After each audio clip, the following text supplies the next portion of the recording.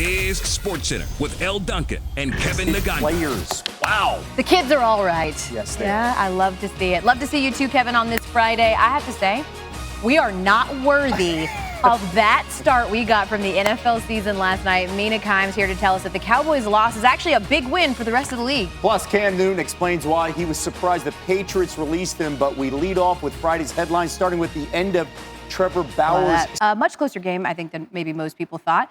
Mina Kimes, not most people, she's brilliant. And as such, she uses a lot of analogies, metaphors, so that us laymen better understand her. So what would you compare this Cowboys loss to, Mina? I feel like this comparison is somehow insulting to both the Cowboys and the weather in this analogy. But similarly, you expected Connor, like you expected the Cowboys, to get his butt kicked. Sure. They really surpassed people's expectations. I love that she says it like it's insulting to call them Floyd Mayweather, who's like one of the greatest boxers of all time. It's not insulting just at all, the end actually. Of his career. Just at the end. Not great. Right, yeah. So definitely a moral victory. It was for Connor. It certainly was for the Cowboys. But coming in, Mina, I've watched you guys on NFL Live as well, right? They don't have Zach Martin against that Bucs front seven. They're going to eat. But the Bucs front seven did not eat. So do you think that the Cowboys provided a blueprint for the rest of the league?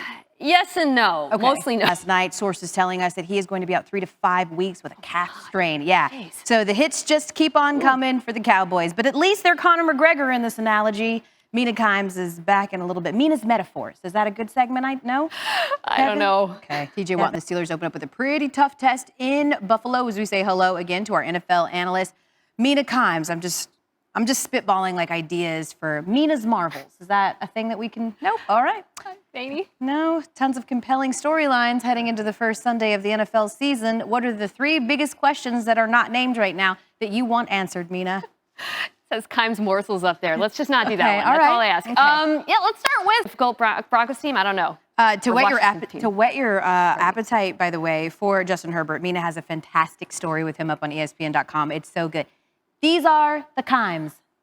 That kind of works. Is that okay? Yes. These are Thank you, the Freddie Kimes? Mercury. I feel like Kevin is just... Kimes. Are you patronizing? No, not at all. All right. Week 2 of the college football season will be unlike any other on Saturday. Teams across the country will pay homage to those impacted by the September 11th attacks, marking 20 years later to the day. Sam Acho spotlights a number of those schools in this week's edition of Gear Up. Is it? What is amazing, you said arguably the greatest tennis player of all time on the male side. Yeah. In the era of Federer and Rafa. I know. And we're still having that conversation. Which is remarkable. With 3 of them. We can all attest it's just Serena, though. Yeah. Oh, no doubt. Always. All hail.